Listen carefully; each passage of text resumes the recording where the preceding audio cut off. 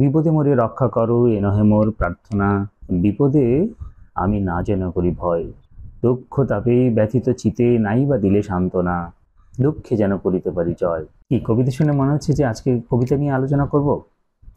না, আজকে আমি কবিতা নিয়ে আলোচনা করতে আসিনি। আজকে আমি কথা বলতে এসেছি বাঙালিদের একাত্মতা নিয়ে।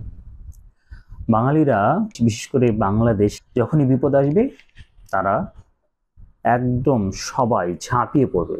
এখানে জাতি, বর্ণ, ধর্ম নির্বিশেষে সবাই ঝাঁপিয়ে পড়বে। হ্যাঁ, এটাই সত্যি। আমরা যখন দেখেছি যে বিগত কিছু সময় আগে আমরা দেখেছি আমাদের পূর্ব প্রজন্ম বলেছিলেন যে এই তরুণ প্রজন্ম যদি আবার নতুন করে যুদ্ধ লাগে তাহলে যুদ্ধে যাবে না।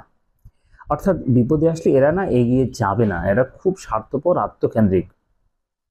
কিন্তু আমাদের এই তরুণ প্রজন্ম তাদের সেই বক্তব্যকে একদম প্রত্যাখ্যান করে তারা তাদের এই বক্তব্যকে যে ভুল, তারা যে ঘুমিয়ে নেই, তারা তারা যে বাংলাদেশ সম্পর্কে সচেতন, তারা এটা প্রমাণ করে দিয়েছে 2024 সালের জুলাইয়ে। এবং আবারও তারা প্রমাণ করেছে যখন আমাদের কুমিল্লা, চট্টগ্রাম অঞ্চলে বন্যা হলো। এদেশের মানুষ একদম নিজের যা কিছু আছে সবকিছু নিয়ে ঝাঁপিয়ে পড়েছে। টাকা পয়সা, ত্রাণ, যা কিছু আছে মানুষ ঝাঁপিয়ে পড়েছে। হ্যাঁ, এর মধ্যেও কিছু মানুষ আছে যারা আসলে এই বিপদের দিনে ব্যবসা করেছেন, চিন্তা করেছেন, যারা বোটের দাম বাড়িয়ে দিয়েছেন, গ্যাসের দাম বাড়িয়ে দিয়েছেন, মানে নিত্য প্রয়োজন ওখানে যা কিছু পাওয়া যায় বা যা কিছু ব্যবহার করতে, এরকম কিছু কিছু মানুষ ছিলই যারা আসলে এরকম বিশেষ সময় সুবিধা নেয় বা নিয়ে থাকেন। এরকম মানুষ থাকবেনি।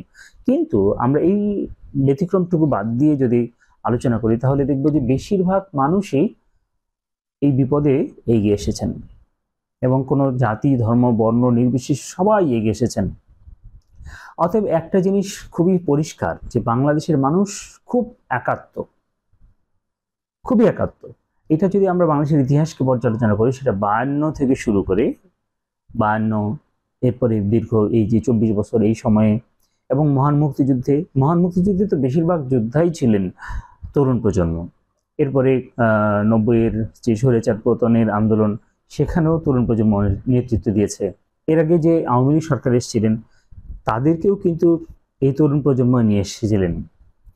আমরা এরপরে 2018 সালে যে আন্দোলন হয়েছিল নিরাপদ সড়ক আন্দোলন, সেই আন্দোলনেও তরুণদেরকে নেতৃত্ব দিতে দেখেছি। এবং 2024 সালে যে সর্বশেষ আন্দোলনটি হলো, সেখানেও এই তরুণেরাই নেতৃত্ব দিয়েছে। অতএব আমাদের পূর্ববর্তী প্রজন্মের সেই বক্তব্য একেবারেই প্রত্যাখ্যানযোগ্য যে এই তরুণ প্রজন্ম সবসময় নেতৃত্ব দিতে প্রস্তুত।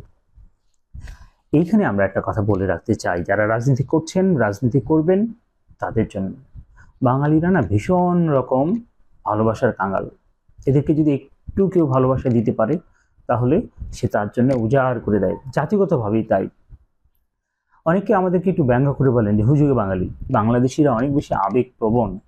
এই আবেগকে যদি কেউ কাজে লাগাতে পারে তাহলে না এই বাঙালিদেরকে কেউ দমিয়ে রাখতে পারে না।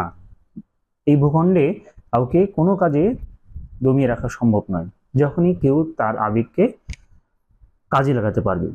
আমরা সেটা 71 সালেও দেখেছি, 90 বা এরপরে আগে পরে যত আন্দোলন এখানে হয়েছে, যদি কেউ বাঙালিদের এই আবেগকে কাজে লাগাতে পেরেছে একবার, তাহলে সেই শক্তিকে রোকবার মতো কোনো শক্তি কারো নেই। অতএব আমরা যারা এখন নেতৃত্বে আছি বা নেতৃত্ব দিচ্ছেন বা দিবেন, তাদের উদ্দেশ্যেও এই কথাটাই বলতে পারি বা বলতে চাই যে ইতিহাস সেটাই বলে যে এই দেশের তরুণকে, এই দেশের মানুষের আবেগকে যদি কেউ কাজে লাগাতে পারেন পজিটিভলি, ইতিবাচকভাবে, তাহলে কিন্তু তারা তাদের জন্য একবার উজাড় করে দেয়। এটা একটা গুরুত্বপূর্ণ বিষয়।